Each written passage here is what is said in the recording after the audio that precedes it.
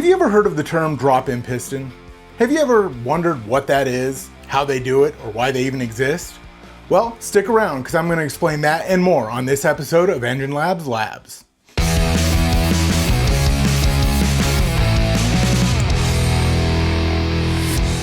Did you know that pistons aren't actually perfectly round? Mahle's line of domed 6.0 and 6.2 liter LS pistons utilize a modern slipper skirt design to maximize strength in a very high stress area while not adding weight. The Power Pack piston kit not only comes with the pistons, but also wrist pins, which are shorter and stiffer than standard pins thanks to the slipper skirt design, and a premium piston ring package with 1mm top rings, 1mm second rings, and 2mm oil rings. Mahle Power Packs are more than just a piston.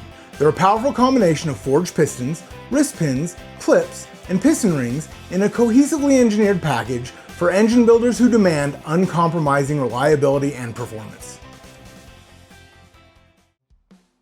First, let's define what a drop-in piston is. Your first instinct might be, well, I hope they drop in, but that's not it at all. A drop-in piston is designed to work with all of your factory components without the need for machine work or rebalancing. There's no need for aftermarket connecting rods to match the new piston pin bore. There's no having to resize your cylinder bore for new pistons. And probably the most important part, no having to take your entire rotating assembly to the machine shop for a costly and often time-consuming rebalance. Have you seen wait times lately? But let's focus on the lack of a need to rebalance for a minute. We've dived really deep into the science of balancing a rotating assembly before, so rather than get into the minutia here, we'll link those articles down below. But to quickly summarize, for your rotating assembly to be considered balanced, you need your rod and piston assembly to match the weight of the crankshaft's counterweights. When balancing the assembly, every little component is taken into account.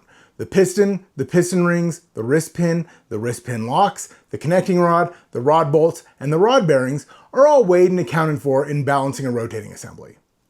The math even goes so far as to weigh the big end and the small end of the connecting rod separately.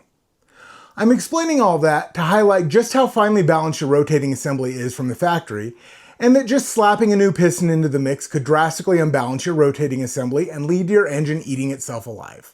OEM balancing has become incredibly good over the past decade. That's due, in part, to their ability to produce components to the exact same dimensions, especially mass in this case specifically, time and time again. You know that an OEM L83 piston is going to be 474 grams. Not a sloppy mix of piston and rod weights that are close enough to be okay and then fixed in the assembly facility's balance shop. So that's created the ability for companies like Mahle to design an L83 piston replacement that weighs exactly 474 grams. Okay, so they can make a piston that weighs the same as the factory piston. What's so special about that? Well, because they can make a better piston that weighs exactly 474 grams. There's four main areas in which you can improve a piston: material, the ring package, the compression ratio, and the coatings. The material upgrades are pretty straightforward. Replacing a cast or hypereutectic piston with a forged aluminum piston has a number of inherent strength benefits. While you'll find most drop-in pistons made of forged 4032 aluminum, there's some applications where 2618 might be the right call. The average drop-in application probably wouldn't be at the level of needing the benefits of 2618 over the ease of use of 4032, but exceptions exist, and we've actually run a stock rod and a forged 2618 piston combination before. Now, sharp viewers, which I expect all of you are since you're watching EngineLabs, will immediately think, a forged piston needs more piston-to-wall clearance. And luckily, the piston manufacturers are smart enough to consider that as well when designing a drop-in piston. To fit a given finished bore size, pistons made with different materials will expand at different rates. That means a factory L83 piston might measure 3.7785 inches at the datum point, while the same 4032 piston might measure 3.7765 inches. And a 2618 piston for the same bore size might be 3.7750 inches. All those differences are accounted for in a drop-in piston's mass. Moving to the ring package, a drop-in piston really has a full range of adjustability here, because as in Mahle's case, they make the rings too. So they can design an ideal ring package for the intended application and match the factory piston and ring weight exactly.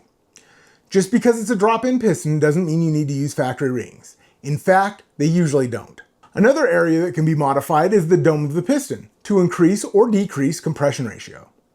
With today's advanced modeling and design software, they can easily draw a new piston crown that will work with the factory valve arrangement while also adjusting the quench area to increase or lower the compression ratio.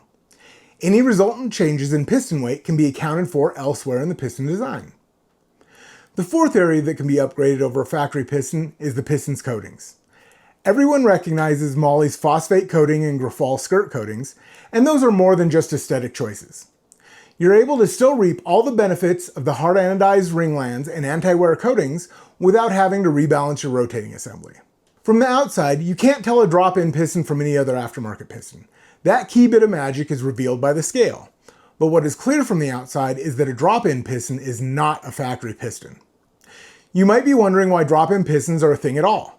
Well, continuing with the L83 example, the OEM Gen 5 connecting rods and crankshaft are far superior to the factory pistons in that application.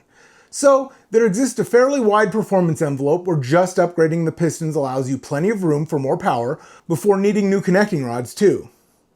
Don't confuse a drop-in piston with a cheater piston. Drop-in pistons aren't designed to look like factory pistons to get around a rule set. Their objective is to offer you all the benefits of an aftermarket forged piston without the need to run aftermarket rods or completely rebalance your rotating assembly. And as we've seen over the past few years, drop-in pistons do that very well. Thanks for watching this first episode of EngineLabs Labs. If you like what you saw and don't want to miss future Labs episodes, make sure you're subscribed to EngineLabs. I'll catch you in the next one.